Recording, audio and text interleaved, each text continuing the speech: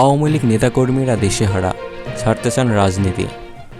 দীর্ঘদিন ক্ষমতা থাকা আওয়ামী লীগের সভাপতি ও সাবেক প্রধানমন্ত্রী শেখ হাসিনা ছাত্র জনতার অভ্যুত্থানে ক্ষমতা ছেড়ে দেশ থেকে পালিয়ে যাওয়ার পর দলটি এখন নেতৃত্ব শূন্যতায় ভুগছে।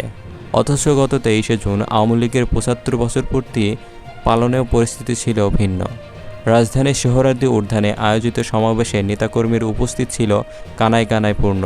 কিন্তু মাত্র 2 মাসের ব্যবধানে পরিস্থিতি এখন পুরোপুরি পাল্টে গেছে। শেখ হাসিনা ভারত পালিয়ে যাওয়ার পর শীর্ষ নেতারাও অনেকে দেশ ছেড়েছেন, আবার কেউ কেউ দেশ ছাড়ার চেষ্টাকালে গ্রেপ্তার হয়েছেন। এছাড়া নেতাদের মধ্যে এখনও যারা দেশে অবস্থান করছে তাদের প্রায় সবাই আত্মগোপনে আছেন। বর্তমান নেতৃত্ব শূন্য থাকা আওয়ামী লীগের নেতাকর্মীরা চরম হতাশায় ভুগছে। তাদের অনেকেই এখন উদ্বেগ ও আতঙ্ক দিন কাটাচ্ছেন।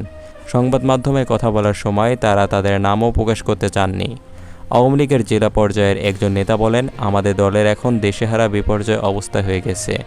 কারণ 1 মাস হয়ে গেল অথচ কেন্দ্র থেকে কার্যকর কোনো নির্দেশনা দেওয়া হলো না। ফোন দিলেও কেউ ধরে না। হামলা মামলা সব মিলিয়ে নেতাকর্মীরা হতাশ হয়ে পড়েছে।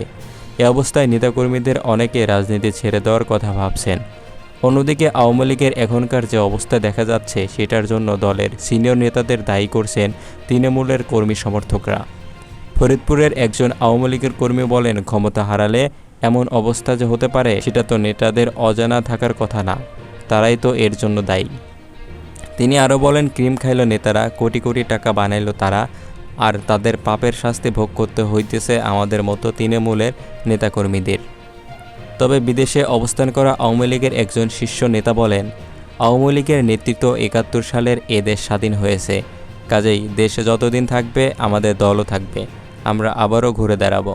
শেখ হাসিনা বাংলাদেশে ছেড়ে যাওয়ার কিছুদিন পর ছেলে সজীব ওয়াজেদ জয় জানিয়েছিলেন যে তার মা আর রাজনীতিতে ফিরবেন না।